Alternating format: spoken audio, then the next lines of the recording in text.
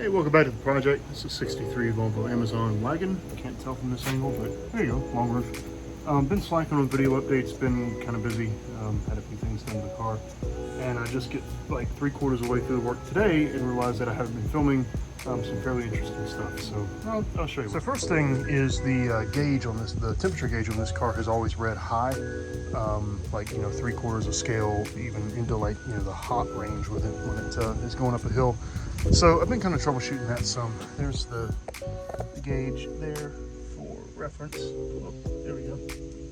So I've been troubleshooting that a little bit, and you know, realized that the cooling system was probably full of gunk. So took all that apart, new thermostat, flushed it out, ran some cleaner through it for a couple of hours. I don't know if that's helped it or not. We'll find out.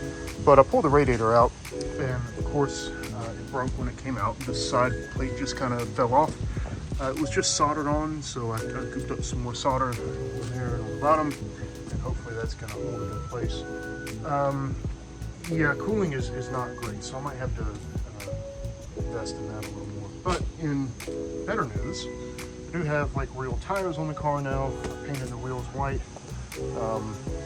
so at least it looks, don't look at the rust, it looks a little bit classier than it did, a little bit better. Tires are nothing special. They're just, you know, whatever cheapies Walmart had in 15s. But yeah, also have over here a set of gravel rally tires on Steelies off of a 1951 Studebaker Champion that were cheap and happen to be the same bolt pattern. So those will go on here when we're whipping this thing around on gravel and sand at Sandblasting up in Bristol. So yeah, that's sort of where we're at. The other thing that's annoying is the car runs very, very rich, like it blows fuel smoke out of the back. I have never tuned SUs before, and I haven't really tuned very many carburetors in general before.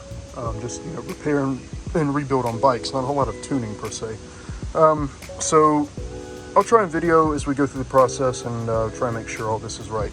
The exhaust is done, so you can see here, this is the pipe that I hung. Tony put kicked a little angle on it, used the over the axle pipe that came with the kit, kicked another angle on it right back here into the muffler and out the tailpipe.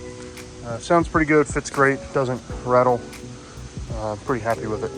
The other thing that I need to get done is the front steering linkage, right here, right there, and right there. The tie rods, which are that piece there, and then the center link here. All those ends, which are 6 ends in total, all those have a lot of play. So I got some new ends ordered up for our new tie rods and new center link ends ordered up from VP. They were supposed to be here, based on when I ordered it, they were supposed to be here on, well, today, but that didn't happen. So hopefully they'll show up tomorrow, and if not tomorrow, maybe early next week. Apart from that, yeah, we've got a 1963 North Carolina plate on the back now. That of course means that we're totally legit and legal. North Carolina wants me to pay them just over $300 to get plates on this thing, so I'm not gonna do that right now. But yeah, got it insured, should be ready to roll. And again, this is just funny to me, the stuff that you can still get new for these cars. Of all things, these little obscure rubber bushings that mount in these holes, replace these, and then down there, you can still get brand new, made in Finland, from Volvo. So I'm gonna put the radiator back in now. Should be fairly straightforward. 2 bolts up here, and I gotta trim a radiator hose and put the upper radiator hose in.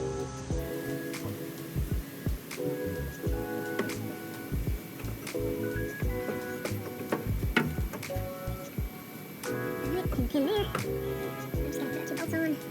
That's fine. There's one. And there's the other.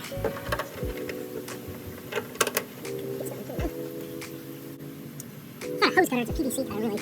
But it'll work.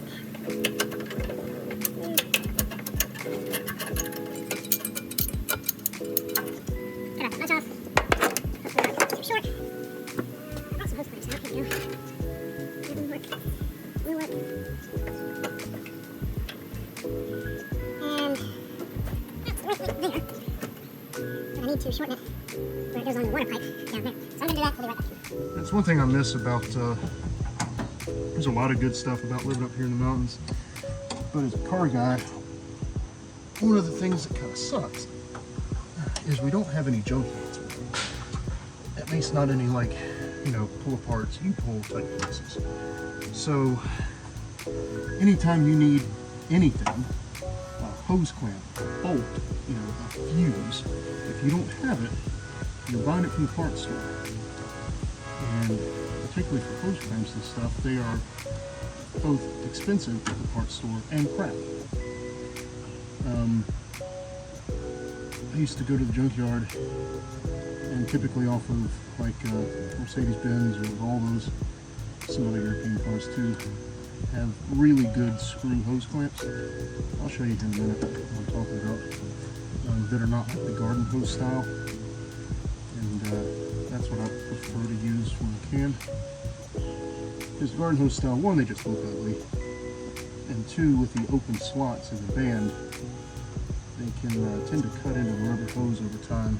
And even if they don't make it leak, they'll weaken the hose. Whereas these are, you know, the bands are solid flat, nice rolled edges. It's a pump. I mean, it's not a space constraint, it's just an awkward angle to get on this clamp. I also should have taken the time to walk in the shop and grab a 7mm socket.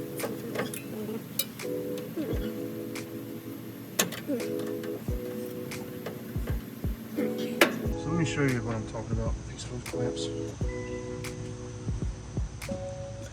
These, see how there's no slots in it? Just a knurled part for the screw of the clamp to engage.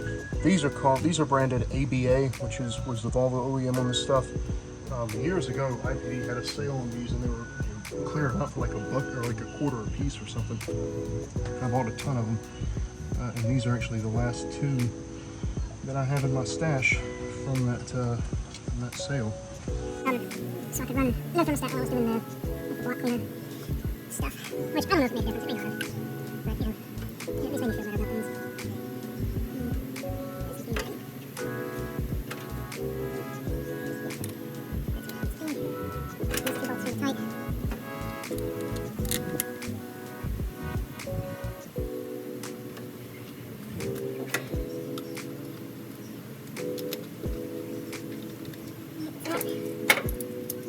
Looks like it's seated good.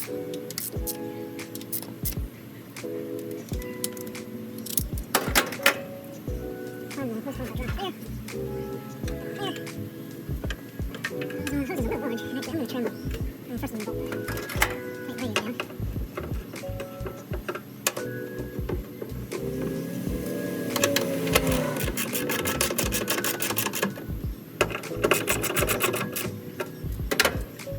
I was going to trim just a hair off of there, but I'll leave it, because I thought I could get a good clean edge. Yeah, that's fine. Alright. This one. Notice I still did not want to grab a 7mm. I'm going to grab a 7mm. That's better. Now, it's actually kind of funny, the hose that I bought for the upper radiator hose here, the end for the radiator is a bit loose. The end on the thermostat is way tight. It's like they reversed the sizes when they made the hose, but whatever. Good enough for those I go with. Okay. There. Goes around. And wiggle. Okay. Now, let's put some coolant back in there. The radiator is not horrible. Like, yeah, it would be better if it were cleaned out, but it really is not. It's not that bad. It doesn't explain why it's running so warm. I'm gonna run a bit of a weaker mixture, probably about 25% coolant and 75% water, because this thing is just gonna sit inside all winter. Make sure I've got the block drain closed over here, which I do not. This thing's gonna sit inside all winter with the rockers cut out of it. So there's really no need to make waste a whole bunch of coolant on this thing. Just gonna put enough in there to, make sure things don't corrode.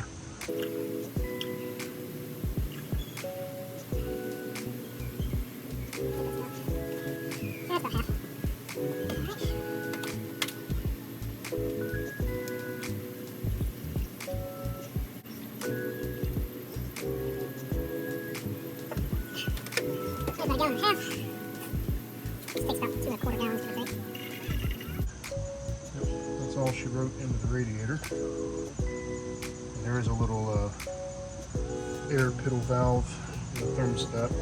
Leave that, so I'll put some in here.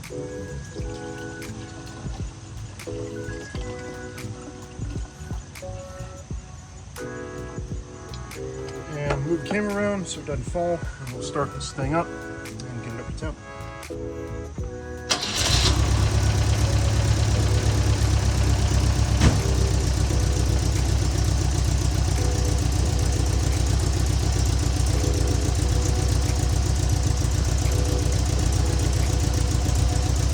Starting at about 81 degrees. Actually, I need to tighten the alternator for the fan belt. I did also put a new fan belt on it. Put it on and loosen it up. So let's retension bad boy real quick here.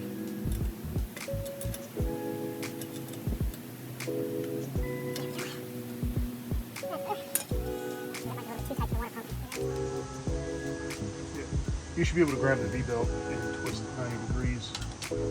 At least that's what I was always taught. So that's good.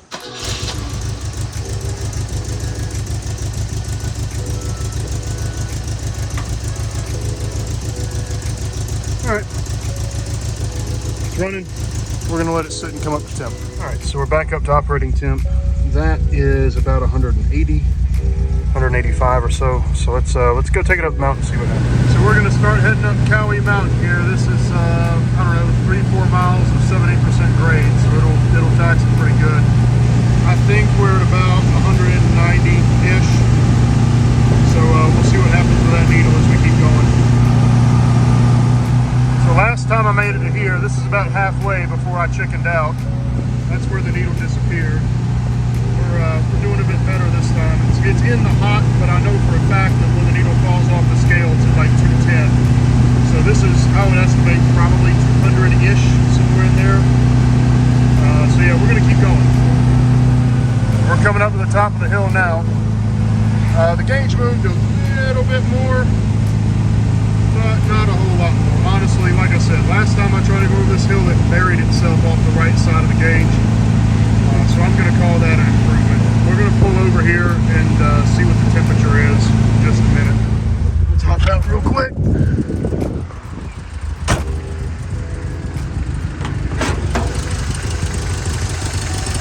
That is 200 dead on thermostat. I'm happy with that. We'll call that a win. Idle's a little low.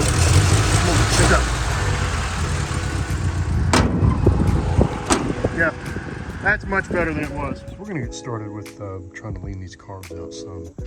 The first thing to check apparently is the slides in here. You should be able to lift them up and let them go, and they go ka-thunk.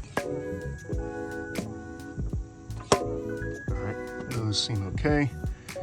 The other thing I'm going to check is the choke linkage, because it looks to me that like the choke lever is pushed all the way in right now. And this kind of wants to spring back just a hair. I don't know. I'll ask the boys and see what they think about that, whether that's good or not. Yeah, and then the next thing is to adjust the mixture screw right here, one flat at a time. So what I did here was I loosened the screw for the choke linkage on both carbs. And then over here, I pulled the choke lever out just a hair, just about like that. Then I came back over here and pulled the wire in the screw adjuster up, pushed it up rather, And so now when I close the choke, the cable is kind of pushing on these, and just to make sure they're closed. It's got a little bit of a spring back, but honestly, I think that's, I'm going to ask the guys again, but I think that's kind of expected there. So I think the choke adjustment should be good. And so now I'm going to turn this adjuster screw 3 flats up.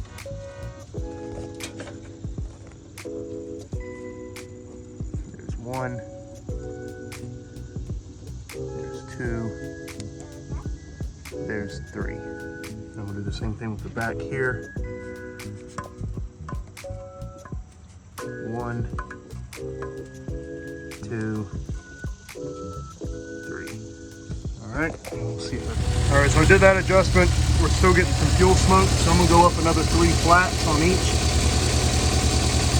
1, 2, 3. Man, idle's way high now. 1, 2, 3 on the back.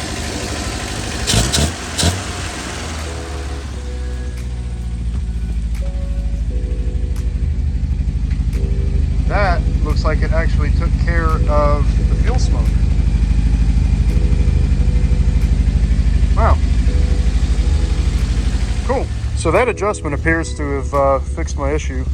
I don't have any more fuel smoke coming out of the exhaust. And before, it was actually very difficult to, not very difficult, but it would, you know, take some cranking and some pumping on the accelerator to get it to start when it was really warm, which is a typical, it would start like without a choke when it was cold, great. And then when it was warm, it would, you'd have to kind of feather the throttle and stuff to get it going, which is a typical symptom of being too rich. But yeah, 6 flats on the mixture adjustment screws. And now when it's warm, it should just pop right on. Yep. No throttle needed, fires right up. I think the idle might still be a little high. Somewhere I have a synchrometer because it came with the car, but I cannot find it for the life of me. So hopefully here soon I can find that tool and actually make sure I'm getting the same airflow to both carburetors. But honestly, I mean, it's, you see, seems to be fine. So maybe I won't stress too much about the airflow, but still, I know I have that tool. I know I have it. I can't find it. So we'll see. Anyway, that's where we're leaving off. Next up is going to be the front suspension rebuild.